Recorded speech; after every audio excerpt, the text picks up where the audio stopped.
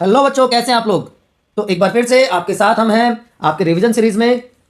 सबसे पहले बेटा कमेंट सेक्शन में बताइए आपके अभी तक जो एग्जाम हुए हैं वो कैसे गए हैं, और फिर हम बात करेंगे हमारे टारगेट की जो हम अचीव करने वाले हैं इस बार 95 plus in your science exam. Clear. तो आज बिना किसी देर किए स्टार्ट कर देते हैं आपका chapter, that is magnetic effect of electric current and electricity. इन दोनों चैप्टर्स के इंपॉर्टेंट क्वेश्चन हम डिस्कस करने वाले हैं, इंपॉर्टेंट टॉपिक्स के बारे में आपको बताने वाला हूं। आप देखिएगा कि फ्रीक्वेंसी ऑफ जो रिपीटिशन है वो कितनी आई है इन क्वेश्चंस की। मोस्ट रिपीटेड पीवाईक्यूज आपके साथ डिस्कस करने वाले हैं, ठीक है ना बेटा। तो चलिए फर्स्ट क्वेश्चन की बात करते हैं। आपको ड्रॉ करना है magnetic field lines bar magnet के चारों तरफ, और उस डिवाइस का नाम बताना है जो इस काम के लिए यूज की जाती है, मैग्नेटिक फील्ड लाइंस को ड्रॉ करने के लिए यूज की जाती है। देखिए 15, 16, 17, उसके बाद 20, 13, 15, 16, 17 अलग अलग तरह से क्वेश्चन पूछा गया है। यहां पर पूछा गया what are magnetic field lines, और दो मैग्नेटिक फील्ड लाइंस कभी भी इंटरसेक्ट नहीं करती एक दूसरे को। Magnetic field are close curves. तो बेटा आपने अगर देखा होगा आपका एनसीईआरटी में डायग्राम दिया हुआ है, नॉर्थ और साउथ पोल हम ले लेते हैं, और ये यहां से शुरू होती हैं और यहां पे जाती हैं, यहां पे शुरू होती हैं यहां पे जाती हैं। तो as you can see they are forming close curves. दूसरा आप देखोगे इस तरह से चलती रहती हैं, तो एक दूसरे को इंटरसेक्ट नहीं करती। ठीक, क्यों नहीं करती उसका रीजन आपको बताऊंगा। और ये वो इंस्ट्रूमेंट है, आप में से कितनों ने देखा है, कितनों को पता है क्या है। दिस इज अ कंपास, जो डायरेक्शंस को डिटेक्ट करने के लिए, फाइंड आउट करने के लिए यूज किया जाता है। ठीक है बेटा। तो magnetic field lines bar magnet हमने लिया हुआ है, ये साउथ पोल आपको दिख रहा है, यहाँ पे नॉर्थ पोल है, ये यहाँ से शुरू हो रही है, यहाँ से शुरू हो रही है, क्लोज लूप बना रही है, नॉर्थ से शुरू होकर साउथ की तरफ जा रही है, नॉर्थ से साउथ की तरफ जा रही है। Clear to everyone. तो वो क्वांटिटी जिसमें डायरेक्शन और मैग्नीट्यूड दोनों होती है उसको क्या कहते हैं बताइए। स्केलर क्वांटिटी होती है या वेक्टर क्वांटिटी, फटाफट बताइए कमेंट सेक्शन में। ठीक है। और ये लाइन बेटा इमेजिनरी लाइन है, हाइपोथेटिकल लाइन है। कभी आप सोचेगी आप मैग्नेट को रखें और इस तरह की आपको लाइंस दिखाई देंगी, नहीं, दे आर इमेजिनरी लाइंस जो ग्राफिकली रिप्रेजेंट करती हैं magnetic field around a magnet. Clear to everyone, याद रहेगा आपको। तो एरिया जहां तक मैग्नेटिक फोर्स को फील किया जा सके वो उसकी मैग्नेटिक फील्ड कहलाएगा। जितना हम पास होंगे उतनी मैग्नेटिक फील्ड स्ट्रॉन्ग होगी, जितना हम दूर जाते जाएंगे strength of magnetic field will decrease. Clear to everyone. तो प्रॉपर्टीज की बात करें, वो दोनों चीजें जो पूछी गई थी कि कंटिन्यूअस होती हैं और क्लोज कर्व्स बनाती हैं, एक दूसरे को इंटरसेक्ट नहीं करती, क्योंकि इंटरसेक्ट करने का मतलब एक ही पॉइंट पे दो लाइंस, जो कि प्रैक्टिकली पॉसिबल नहीं है। That's why they never intersect each other and always form close loop. जितना ज्यादा पास होंगी उतनी मैग्नेटिक फील्ड स्ट्रॉन्ग होगी, जैसे जैसे दूर जाते जाएंगे मैग्नेटिक फील्ड की स्ट्रेंथ भी कम होती चली जाएगी। और हमेशा याद रखना, मैंने स्टार्टिंग में बताया कि डायरेक्शन क्या रहेगी मैग्नेटिक फील्ड की, नॉर्थ पोल से स्टार्ट होंगी मैग्नेटिक फील्ड लाइंस और साउथ पोल की तरफ जाएंगी, लेकिन मैग्नेट के अंदर ये डायरेक्शन रिवर्स होगी। Inside the magnet direction of magnetic field is from south pole to north pole, outside the magnet from north to south. Clear to everyone. Highly repetitive question है बेटा, आप स्किप नहीं कर सकते किसी भी कोस्ट पर। ठीक। दूसरा important question, name and state the rule which is use to determine the direction of force on a current carrying conductor place ना मैग्नेटिक फील्ड। ये भी देखिए लगातार आ रहा है क्वेश्चन, तो बहुत इंपॉर्टेंट टॉपिक है। फ्लेमिंग्स लेफ्ट हैंड रूल आप सबको पता है कि अगर हम अपने लेफ्ट हैंड को स्ट्रेच करें in such a way that thumb, forefinger and middle finger are perpendicular to each other, तीनों एक दूसरे के यहां पर आपको दिख रहा है परपेंडिकुलर है। ठीक है, तीनों एक दूसरे के परपेंडिकुलर हैं, ये देखिए ये। तो जो थंब है वो मोशन बता रहा है, डायरेक्शन ऑफ फोर्स बता रहा है जो कि कंडक्टर पे लगेगा। जो फोर फिंगर है हमारी वो डायरेक्शन बताएगी मैग्नेटिक फील्ड की। ठीक है। और जो मिडिल फिंगर्स हैं वो डायरेक्शन ऑफ इलेक्ट्रिक करंट बताएंगे। इजीली याद रखने का एक तरीका बताऊं आपको, आपने सुना होगा जैसे इंडिया में होती है सीबीआई, कुछ तो गड़बड़ है दया, कुछ तो गड़बड़ है, वैसे ही अमेरिकन इन्वेस्टिगेटिंग एजेंसी का नाम क्या है, एफबीआई। तो एफबीआई से आप याद रख सकते हो force, magnetic field and current. तो नेम रूल का नाम क्या हो गया, फ्लेमिंग्स लेफ्ट हैंड रूल। और कैसे उसको रिप्रेजेंट किया जाता है कि आपको 90 डिग्री पर तीनों को रखना है, थंब को, फोर फिंगर को और मिडिल फिंगर को एक दूसरे के परपेंडिकुलर रहेंगे वो। तो थंब जो है हमारा फोर्स बताएगा जो कि कंडक्टर में से फ्लो कर रहा है, जो फोर फिंगर है वो मैग्नेटिक फील्ड की डायरेक्शन को रिप्रेजेंट करेगी, and middle finger will show give the direction of electric current. Clear to everyone. तो आप भी थम्स अप कर दीजिए, ये वाला यूज करना है, और इतना ज़्यादा सब्सक्राइब बटन पे इसको प्रेस करना है कि दुनिया को पता चले कि हाँ हम अपनी लड़ाई कहाँ से लड़ रहे हैं, कहाँ से हमें इंस्पिरेशन मिल रही है, हमारी बायोनीति कहाँ पे हमारी हेल्प कर रही है to achieve our target, achieve our goals. चलिए थर्ड क्वेश्चन की तरफ चलते हैं। Mention and explain the function of earth wire. ये नॉलेज भी आपको बहुत होना जरूरी है, क्योंकि घरों में हम इन चीज़ों को एक्सपीरियंस करते हैं डे टू डे लाइफ में। और why it is necessary to earth metallic appliances. देखिए 1 2 3 4 चार चार बार ऑलरेडी आया हुआ क्वेश्चन। तो आप अगर अपने घर की वायरिंग देखेंगे ना बेटा, तो ऊपर तो उसके ऊपर इंसुलेशन होता है और उसके अंदर होते हैं अलग अलग कलर के वायर्स, अलग अलग वायर्स होते हैं। 3 वायर नॉर्मली आपको देखने को मिलते हैं। जो करंट वाला वायर होता है, जिसको लाइव वायर कहते हैं, जिसको पॉजिटिव कहते हैं, वो डेंजर का भी सिग्नल है, उसको रेड कलर से रिप्रेजेंट किया जाता है। ठीक है, ये हो गया रेड। उसके बाद जो न्यूट्रल वायर होगा वो ब्लैक कलर का वायर होता है, और जो अर्थ वायर होता है ग्रीन। ठीक, और जो पोटेंशियल डिफरेंस होगा, जो वी होगा लाइव और न्यूट्रल वायर के बीच में, रेड और ग्रीन के रेड और ब्लैक के बीच में, वो इंडिया में कितनी सप्लाई की जाती है, 220 वोल्ट। जितने भी आपके इलेक्ट्रिकल अप्लायंसेज आते हैं उस पर आप देखोगे लिखा होता है 220 वोल्ट, 220 वोल्ट। 220 वोल्ट का मतलब यही होता है बच्चों। ठीक है ना, तो तीनों wire red clear cut danger का साइन हो गया, ग्रीन अर्थ, और बीच में जो ब्लैक है वो न्यूट्रल हो गया। ठीक है, ये डोमेस्टिक सप्लाई कैसे होती है हमारे घरों में, आप देख सकते हो। ये अर्थ वायर हो गया जिसकी मैं बात कर रहा था, ये अर्थ वायर जो कि कैसा होता है, ग्रीन कलर का। ये सारे के सारे अप्लायंसेस से कलेक्टेड है। पोटेंशियल डिफरेंस यहाँ पे आपको दिख रहा है 220 वोल्ट। हमारी डोमेस्टिक सप्लाई 220 वोल्ट को ही कैरी करती है। ठीक, तो सबसे पहले ये तीनों wire, live wire red colour का हो जाएगा, न्यूट्रल वायर ब्लैक कलर का, और अर्थ वायर ग्रीन कलर का। ये हमारे इलेक्ट्रिक मीटर में आ गए तीनों वायर। यहाँ से हमारी क्या होता है, डिस्ट्रीब्यूशन सिस्टम होता है, एमसीबी जिसको कहते हैं। ठीक, और उसके बाद ये अलग अलग अप्लायंसेज हैं हमारे। ठीक है, डिस्ट्रीब्यूशन बॉक्स और separate circuit for each electrical appliance. तो यहाँ पर आप देखिए जो हमारे इलेक्ट्रिक अप्लायंसेज हैं डेली यूज के, चाहे वो प्रेस है, इलेक्ट्रिक प्रेस जिसको आप कहते हैं, हीटर है, फ्रिज है, टेबल पर, जो भी इलेक्ट्रिकल अप्लायंसेज हैं उनकी बॉडी जो है मेटालिक होती है।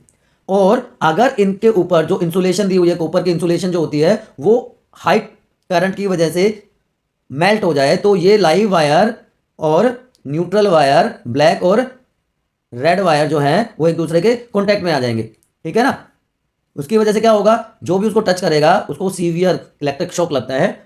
क्यों, क्योंकि जो मेटल है उसका भी सेम पोटेंशियल हो जाएगा जो कि अप्लाई किया हुआ है। तो करंट फ्लो करेगा पर्सन की बॉडी में से, जो कि उस अप्लायंस को, उस इलेक्ट्रिकल डिवाइसेस को टच कर रहा है। इसीलिए अर्थिंग की जाती है हमारे इलेक्ट्रिकल अप्लायंसेस की। अर्थ क्योंकि कोई रेजिस्टेंस ऑफर नहीं करती, तो जो करंट है वो फ्लो कर जाता है अर्थ में, अर्थ वायर के थ्रू, instead of flowing through the body of person. इसलिए आप आराम से सर्वाइव कर जाते हैं। ठीक है, इसी से रिलेटेड 2 वर्ड और आपको याद रखने हैं, short circuit and overloading. Overloading and short circuit, ये भी इंपॉर्टेंट है। Clear to everyone. चलिए next question, this is question number 5 I think. Last वाला कौन सा था हमारा, ओके क्वेश्चन नंबर हमने नहीं डाला, this is 5th third of जो भी है। चलिए, state whether an alpha particle will experience any force in magnetic field. Alpha particle क्या होता है, हीलियम के इक्विवेलेंट होता है 2He4, पॉजिटिवली चार्ज पार्टिकल्स होते हैं। अगर उसको मैग्नेटिक फील्ड में रेस्ट पे रखा जाए, सेकंड केस पैरेलल रखा जाए मैग्नेटिक फील्ड लाइंस के, और if it move in the magnetic field perpendicular to the magnetic field lines. चलिए, तो सबसे पहले अल्फा पार्टिकल मैंने आपको बताया जो हीलियम के न्यूक्लियस के इक्वल होता है, 4 हीलियम के न्यूक्लियस के इक्विवेलेंट हो जाएगा। सॉरी, हीलियम 4 2He4 होता है ना, 4 नहीं, ये गलत लिखा हुआ है। 2 प्रोटॉन और 2 न्यूट्रॉन होंगे, और नेट चार्ज क्या होगा, +2। ठीक, अब जब इसको रेस्ट पे रखेंगे मैग्नेटिक फील्ड में, तो कोई भी इसमें से चार्ज फ्लो नहीं करेगा, because A charge particle at rest does not interact with the magnetic field. ठीक है बच्चों, दूसरा पार्ट, दूसरे केस में भी क्या होगा, alpha particle will not experience any force, कि अगर उसको हम मैग्नेटिक फील्ड लाइन से पैरेलल मूव करवाएंगे। क्यों, क्योंकि चार्ज जो पार्टिकल्स हैं उन पे फोर्स कब लगता है, अगर उन पर एंगल 0 डिग्री से ज्यादा हो। ठीक है ना, तो इफ दे आर पैरेलल, तो फोर्स भी 0 हो जाएगा, क्योंकि current and magnetic field are in the same direction. And third, alpha particles will experience force, अगर डायरेक्शन परपेंडिकुलर हो जाएगी to the direction of magnetic field, current की डायरेक्शन मैग्नेटिक फील्ड के प्रोपोर्शनल हो जाएगी। तो फ्लेमिंग्स लेफ्ट हैंड रूल भी तो यही कहता है ना, FBI अभी हमने डिस्कस किया था, बिकॉज फोर्स मैक्सिमम हो जाएगा when current and magnetic field are maximum, I maximum है, बी मैक्सिमम है, तो एफ भी मैक्सिमम हो जाएगा। तो फर्स्ट दो केसेस में कोई करंट फ्लो नहीं करेगा, लेकिन थर्ड केस में फोर्स एक्सपीरियंस होगा, क्योंकि दोनों मैग्नेटिक फील्ड और करंट की डायरेक्शन परपेंडिकुलर हो जाएंगी। ठीक है बच्चों, चलिए सोलेनॉइड क्या होता है, ये जो फोर्थ क्वेश्चन था मैं जैसा कि आपको बता रहा था। व्हाट इज सोलेनॉइड, ये होता है सोलेनॉइड। क्या होता है सोलेनॉइड बताइए। और पैटर्न ड्रॉ करना है मैग्नेटिक फील्ड लाइंस का करंट कैरिंग सोलेनॉइड में और बार मैग्नेट में, और दो डिफरेंसेस बताने हैं बिटवीन द टू फील्ड्स। तो सबसे पहले तो ये दोनों डायग्राम देख लीजिए, ये है सोलेनॉइड और ये आपका है एक बार मैग्नेट।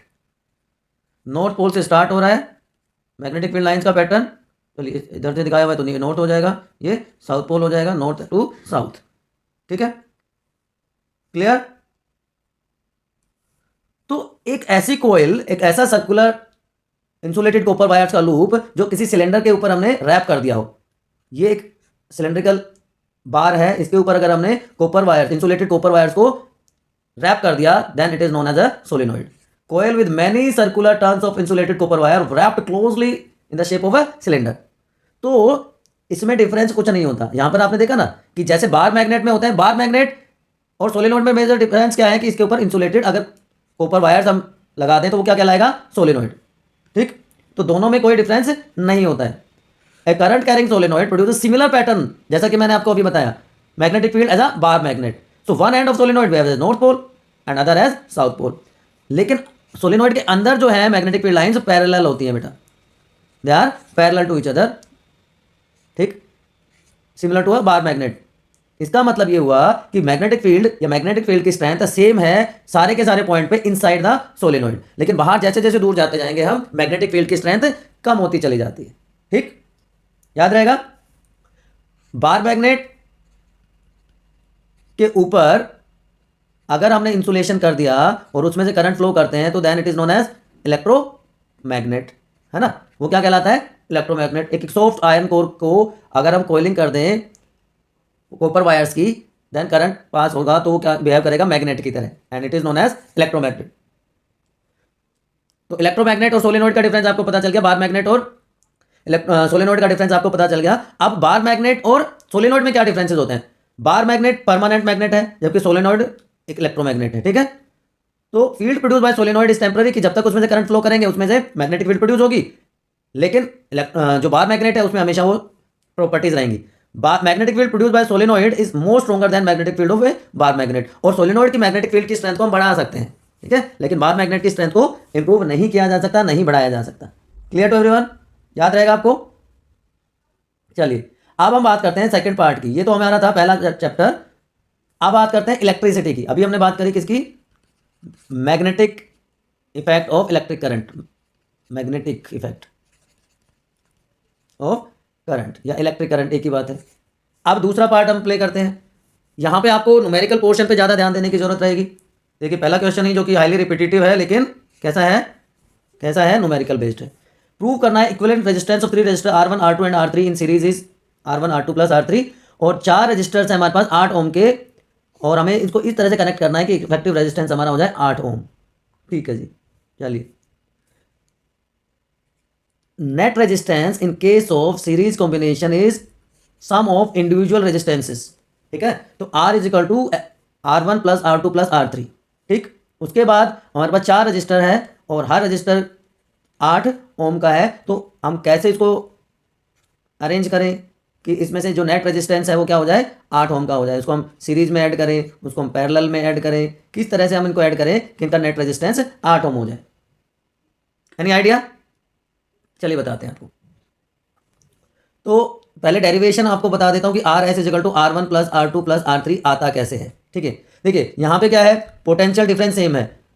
ठीक है, तीनों में सेम है, V1 plus V2 plus V3, और amount of current is same, I current I is flowing through them. R1 में पोटेंशियल डिफरेंस V1 है, R2 में V2 है, R3 में V3 है, लेकिन करंट का अमाउंट सेम है। ठीक, तो करंट हो गया I, हमें पता है V is equal to I R. V मैंने बताया था शॉर्ट ट्रिक आपको, अगर आपने वन शॉर्ट वीडियो देखा हो तो V1 is equal to R1I, V2 is equal to R2I, V3 is equal to R3I। तो IR is equal to IR1 plus IR2 plus IR3। तो I कॉमन हो गया तो R is equal to R1 plus R2 plus R3।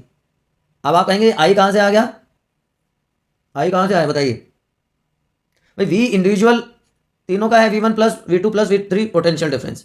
तो V is equal to क्या होता है IR, तो V की जगह हमने IR लग दिया, तो V1 is equal to IR1, V2 is equal to IR2 और V3 इजिकल टू IR3, तो V1 plus V2 plus V3। अब दोनों पैरेलल कॉम्बिनेशन को इस तरह से कनेक्ट किया गया है। देखिए ये हमारा क्या हो गए, दोनों सीरीज में हो गए, ठीक है, ये दोनों हमारे सीरीज में हो गए या पैरेलल में हो गए, पहले पैरेलल में है, उसके बाद दो पैरेलल कॉम्बिनेशंस को फिर सीरीज में कनेक्ट कर दिया है। तो इफेक्टिव रेजिस्टेंस हमारा क्या आ जाएगा, 1/8 प्लस 1/8, 1/8 प्लस 1/8, ठीक है।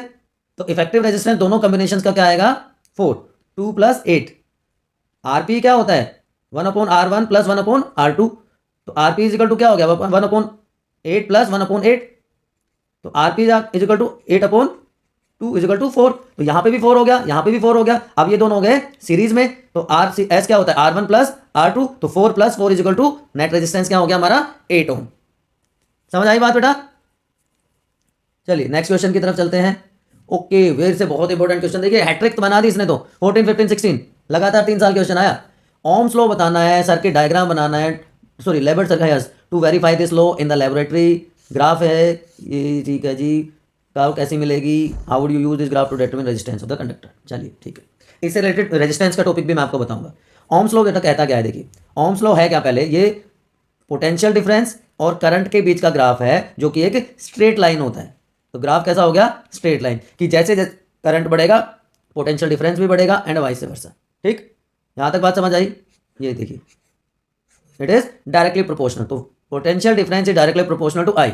अब इस प्रोपोर्शनलिटी कांस्टेंट को रिमूव करने के लिए कि हम कांस्टेंट यूज करते हैं R, V equal to R I, तो I equal to V upon R. R is resistance, proportionality constant है और इस प्रोपोर्शनलिटी कांस्टेंट को कहा जाता है रेजिस्टेंस। तो Ohm's law state that the potential difference between two points is directly proportional to current at a constant temperature.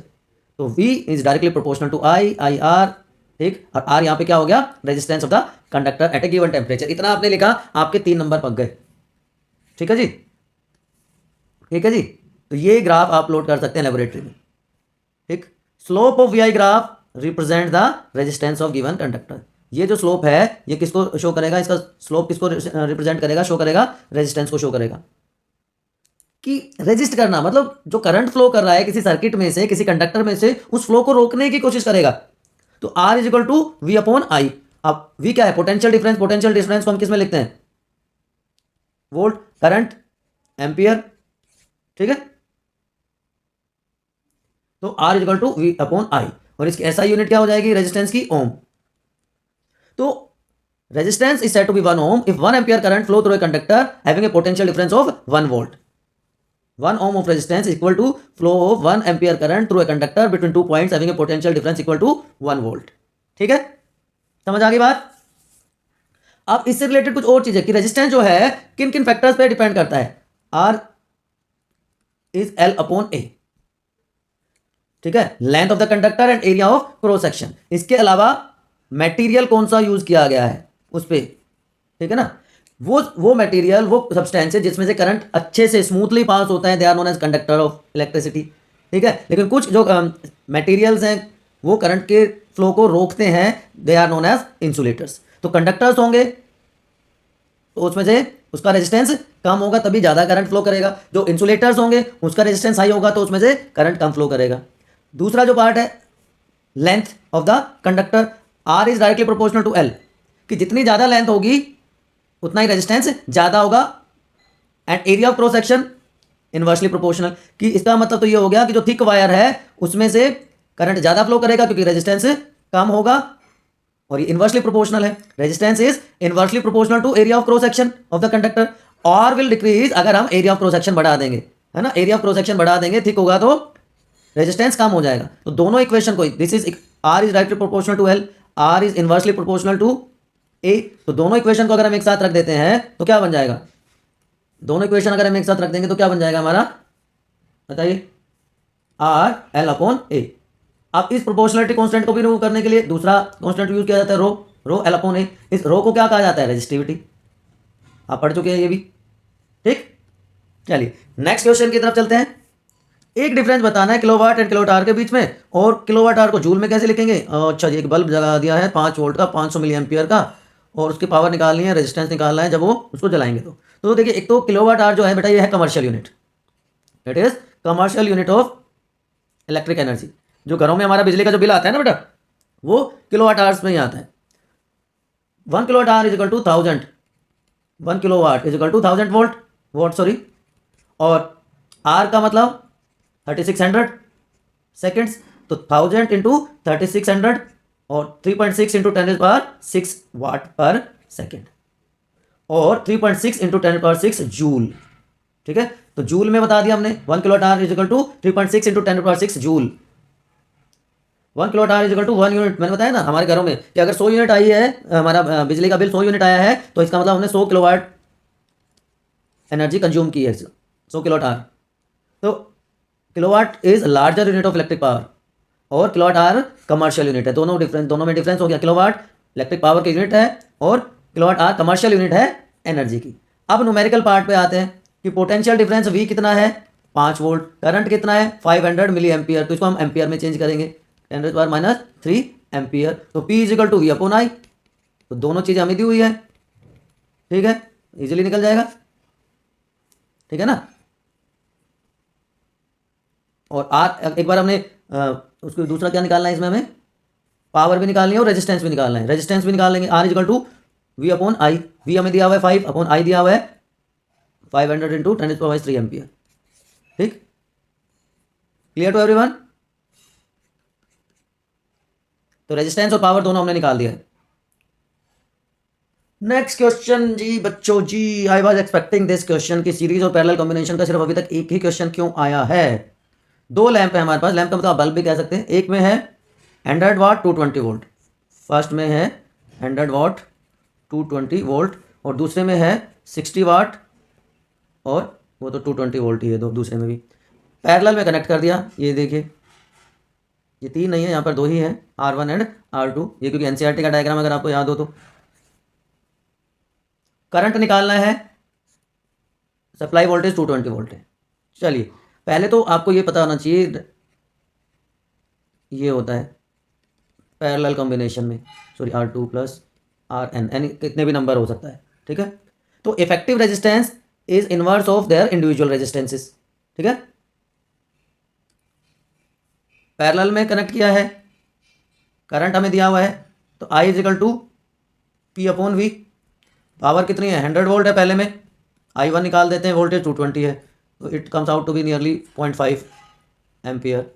I2 कितना है, I2 निकालना है तो P2/V। P2 कितना दिया हुआ था 60 वोल्ट अपॉन 220, तो ये भी आएगा 0.3 के आसपास एम्पियर। तो टोटल करंट क्या हो गया I is equal to I1 plus I2, तो 0.45 प्लस 0.27 0.72 एम्पियर, 73 अप्रोक्सीमेटली, ठीक है बेटा। अब इसके अलावा आपको कुछ और टॉपिक्स की भी नॉलेज होना बहुत ज़रूरी है इससे रिलेटेड, कि जब हम पैरेलल में जोड़ते हैं तो पोटेंशियल डिफरेंस सेम रहेगा, वोल्ट V कितना रहेगा सेम रहेगा, और ऑलमोस्ट ये होता है। करंट अलग अलग होगा, I अलग अलग होगा, I1 I2 I3, जबकि सीरीज में उल्टा हो जाएगा, सीरीज में करंट सेम रहेगा, पोटेंशियल डिफरेंस अलग अलग होगा।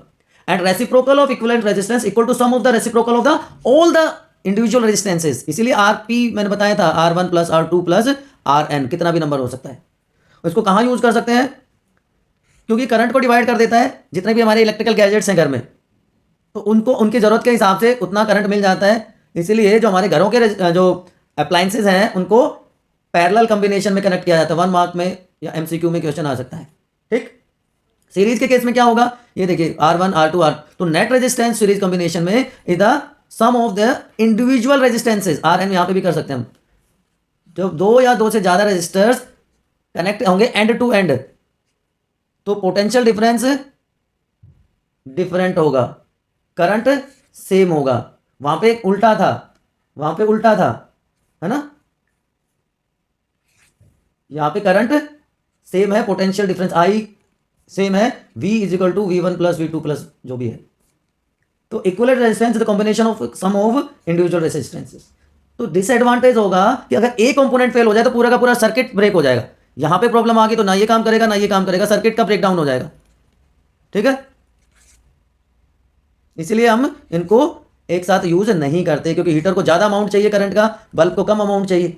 ठीक है, चलिए एक और क्वेश्चन आया है, सर स्कीमेटिक डायग्राम बनाना है एक सर्किट का जहाँ पे दो battery of 3 cells of 2 volt each, battery है 3 सेल्स हैं 2 वोल्ट ईच, मतलब 3 इंटू 2 6 वोल्ट हो गया। ठीक है, 3 रजिस्टर हैं 10 ओम 20 ओम 30 ओम, ये कैसा कॉम्बिनेशन है, पैरेलल कॉम्बिनेशन है। ये प्लग की हो गई और ये हमारा हो गया, और कमीटर लगा दिया हमने, ये सीरीज में लगा दिया, तो ये सर्किट डायग्राम आपका कंप्लीट हो गया। अब आपको बताना है करंट थ्रू ईच रजिस्टर। देखिए ध्यान रखिएगा, पैरेलल कॉम्बिनेशन है, पैरेलल में करंट डिफरेंट होगा, टोटल करंट निकालना है और टोटल रेजिस्टेंस निकालना है, तो करंट और रेजिस्टेंस दोनों निकालना है। तो हमारे पास ये सर्किट डायग्राम है, वोल्टेज 6 वोल्ट है क्योंकि 3 सेल है 2-2 वोल्ट के, तो हमारे पास वोल्टेज है, हमारे पास करंट है, तो हमें क्या निकालना है, करंट अलग अलग होगा। मैं यही चेक करना चाह रहा था बच्चे क्या बोलते हैं, करंट अलग अलग होगा तीनों रजिस्टर्स में। ठीक है, तो R1 हमारे पास है 10 ओम, तो I1 is equal to V upon R1, V 6 है R1 10 है, तो आ गया 0.6। ये अब दूसरे का लेते हैं, I2 is equal to V upon R2 6 upon 20, तो it comes out to be 0.3 ohm, and I3 is equal to V upon R3 6 upon 30, तो 0.2 एम्पियर। तो टोटल करंट क्या हो गया, I1 plus I2 plus I3 is equal to 0.6 plus 0.3 plus 0.2 1.1 ampere.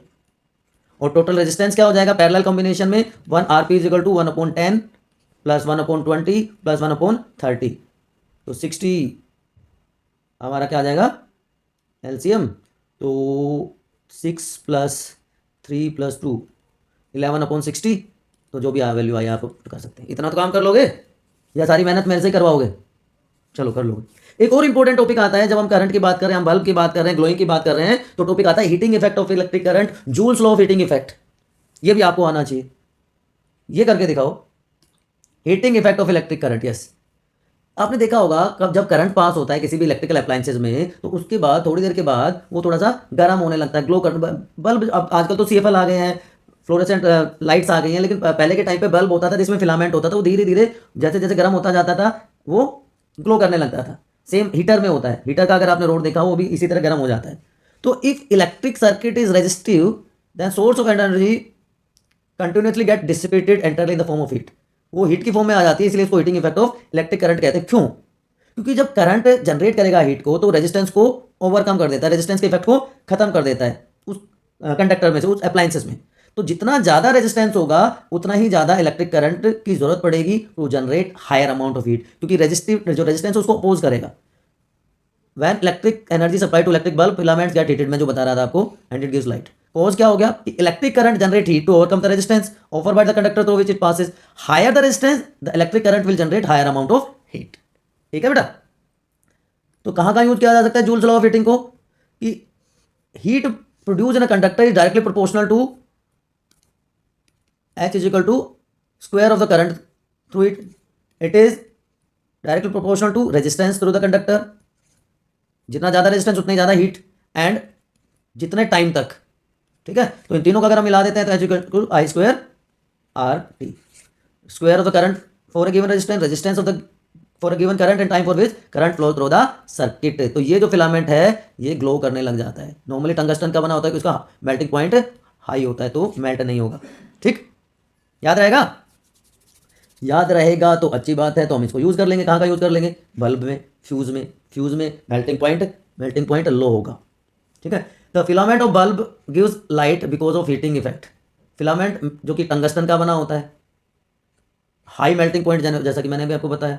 ठीक है, तो oxidise नहीं होगा हाई टेम्परेचर पे भी। इलेक्ट्रिक फ्यूज़ सेफ्टी डिवाइस है जो कि हमारे इलेक्ट्रिक सर्किट में यूज़ की जाती है हमें शॉर्ट सर्किट से बचाने के लिए। फ्यूज़ को सीरीज में रखेंगे, अप्लायंसेज रखे जाते हैं पैरेलल में, फ्यूज़ होगा सीरीज में। एक छोटा सा वायर का पीस होता है या अलॉय होती है, अलॉय का छोटा सा वायर होता है, जैसे एल्यूमिनियम या कॉपर हो गया, तो डिजायर्ड अमाउंट से ज़्यादा, डिजायर्ड वैल्यू से ज़्यादा करंट अगर फ्लो करेगा सर्किट के थ्रू, तो जो फ्यूज़ वायर का टेम्परेचर इंक्रीज हो जाएगा, फ्यूज़ वायर हो जाएगा मेल्ट। और डिसएडवांटेज यहाँ पे एडवांटेज देगा। हमने देखा था ना कि हमारे जो अप्लायंसेज हैं उनको हम सीरीज में नहीं यूज़ करते, कनेक्ट करते, क्योंकि वो सर्किट ब्रेक हो जाता है अगर एक खराब हो गया तो, लेकिन यहाँ पे वो एडवांटेज देगा। कि if current larger than the specified value flows through the circuit, temperature of fuse will increase, this melt the fuse wire and break the circuit, saving the other appliances attach to the circuit. ठीक, तो ये फायदा भी करता है। इसके अलावा power का टॉपिक भी बहुत इंपॉर्टेंट है बेटा, electric power. Give me the power, everyone wants power in the life, सबको पावर चाहिए। कि कितना चार्ज कंज्यूम हुआ एक सर्किट में स्पेसिफाइड टाइम में, उसको ही तो कहेंगे power. The amount of electric charge, यहाँ पे चार्ज क्या हो गया, वोल्ट की बात है, वोल्टेज, कितनी वोल्टेज एक सर्किट में से फ्लो करती है गिवन टाइम में, उसको हम क्या कहेंगे, पावर। तो ये पावर जो है डायरेक्टली प्रोपोर्शनल होती है पोटेंशियल डिफरेंस की और करंट की। ठीक है, और तो इसका मतलब P is equal to V I. V क्या होता है, आई आर, तो P is equal to I square R. ठीक है, या V स्क्वायर अपॉन आर, ये याद रखना है, आपको न्यूमेरिकल सोल्व करने में बहुत हेल्प करने वाला है। ऐसा यूनिट हो जाएगी पावर की वाट, वाट लगा दी हमने पावर की। तो 1 watt is the power consumed by device having current 1 ampere when potential difference of 1 volt is present in it. ठीक, कमर्शियल यूनिट ऑलरेडी मैं बता चुका, किलोवाट आवर होता है। 1 kilowatt is equal to 1000 watt. Time पे भी डिपेंड करता है, तो आर की बात कर रहे हैं तो 1 आवर में हो गए 3600 सेकेंड, तो इन दोनों को मल्टीप्लाई कर दिया तो वैल्यू आ गई ये आ गई, तो इसको हमने कर दिया जूल। तो watt second is joule, commercial unit है किसकी, इलेक्ट्रिक सप्लाई की। याद रहेगा मेरे बच्चों।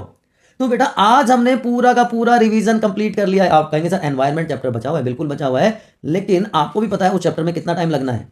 तो सारी की सारी हमने फिजिक्स कंप्लीट कर ली, चारों चैप्टर, हमने केमिस्ट्री के चारों चैप्टर कंप्लीट कर ली, हमने बायो ऑलमोस्ट डन कर ली, तो आपका रिवीजन हो गया कंप्लीट।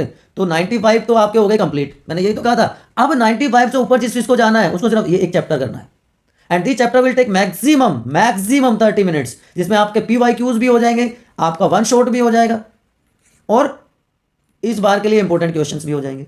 लेकिन ये सब होगा कहाँ, ये होगा आपके स्टडी डेस्टिनेशन बायोनीति पर।